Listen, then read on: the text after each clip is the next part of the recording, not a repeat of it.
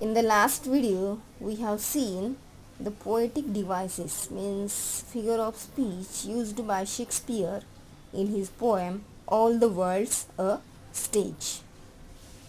In this video, we will see the appreciation, means paragraph format appreciation of the poem All the World's a Stage written by William Shakespeare. तो देखो क्या है appreciation में, paragraph format में आपको लिखना पड़ेगा. The poem all the world's stage is written by William Shakespeare. हमको पता ही ऑल द वर्ल्ड्स स्टेज इसने किसने लिखी है? विलियम शेक्सपियर ने.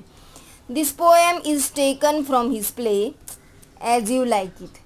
ये जो पोएम है ऑल द वर्ल्ड्स स्टेज, ये पोएम शेक्सपियर ने उनका ही प्ले, उनका ही एक ड्रामा है एज यू लाइक इट नाम का, उसमें से लिया है. And it is a monologue, soliloquy है, मेड बाय जैकीज. ये पोएम एक मोनोलॉग है.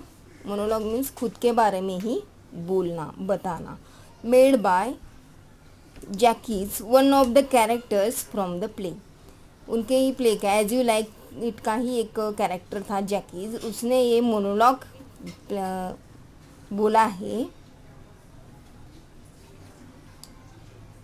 The poem has steady rhythm in each line. Poem में स्टेडी रिदम तो है हर एक लाइन में, but does not follow rhyme scheme. लेकिन पोएम कौन सी भी रेगुलर राइम स्कीम फॉलो नहीं करती है. Hence it is written in blank verse. इसलिए राइम स्कीम फॉलो न करने की वजह से ये पोएम क्या है? ब्लैंक वर्स में, यानी फ्री वर्स में इसका समावेश होता है. ये थे पोएट के बारे में, पोएम के बारे में, राइम स्कीम के बारे में हमको फर्स्ट पैराग्राफ में लिखना पड़ेगा.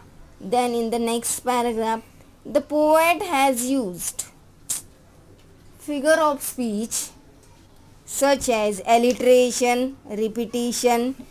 जैसे कि हमने पिछले वीडियो में देखा, एलिट्रेशन इस्तेमाल किया गया है, रिपीटिशन इस्तेमाल किया है, सिमिली इस्तेमाल किया है. But he has mainly used metaphor.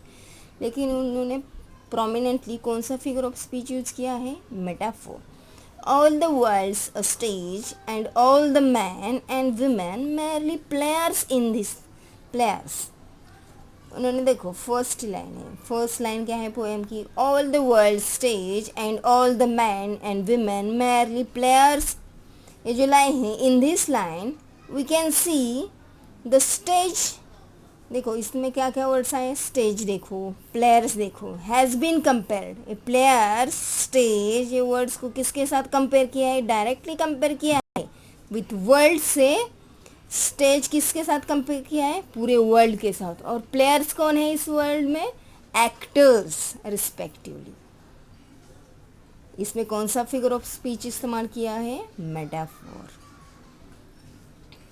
Next para, the theme of the poem. Theme क्या है पोएम की? सेंट्रल आइडिया क्या है पोएम की? Is the cycle of life.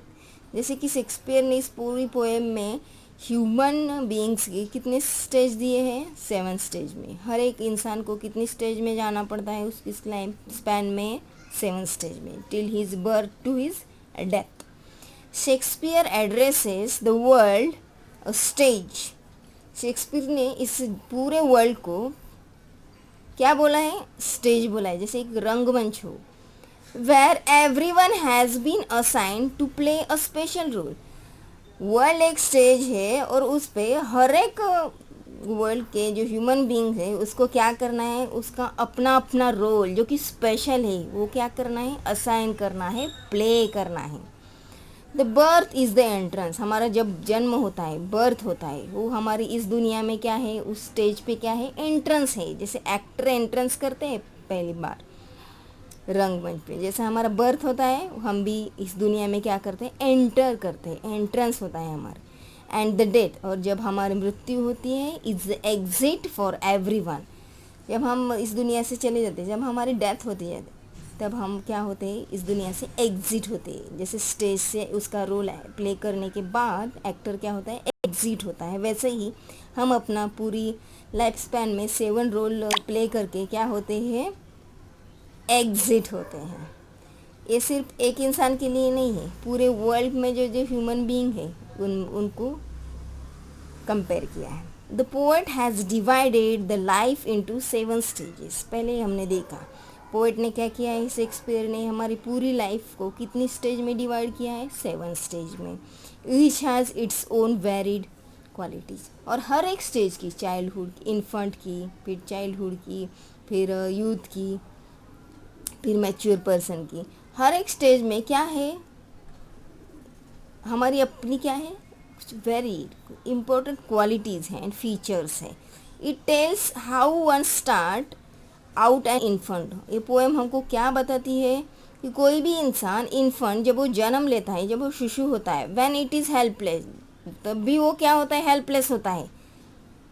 वो अपना खुद का काम कुछ भी खुद नहीं कर सकता, विदाउट अंडरस्टैंडिंग, कुछ समझ नहीं पाता, and ends up the same way. और जब वो सेम तरीके से क्या होता है, ख़त्म हो जाए। जब वो दुनिया में आता है तब भी वो हेल्पलेस था, कुछ अंडरस्टैंड नहीं कर पाता था, some way, without being aware of what is happening with him, और ends up the same way. और जब वो मर जाता है तब भी मरते दम उसी टाइम पे, उसी स्टेज पे उसकी वो अवस्था हो जाती है कि वो कुछ हेल्पलेस महसूस करता है अपने आप को, क्योंकि उसके पास है ना सेंस टीथ, सेंस टेस्ट, ऐसा डिस्क्रिप्शन आया है ना पोएम में, सेंस आईज, तब भी वो हेल्पलेस होता है और कुछ अंडरस्टैंड नहीं कर पाता है। Without being aware of what is happening, उसको कुछ समझ में नहीं आता है कि क्या हो रहा है उसके साथ, विथ हिम और हर, उसके साथ और उसी के साथ। ये था paragraph format wise appreciation of the poem. You have to write this appreciation and by heart, because this question will be occurred in your exam for 5 marks. So study hard. Okay, bye.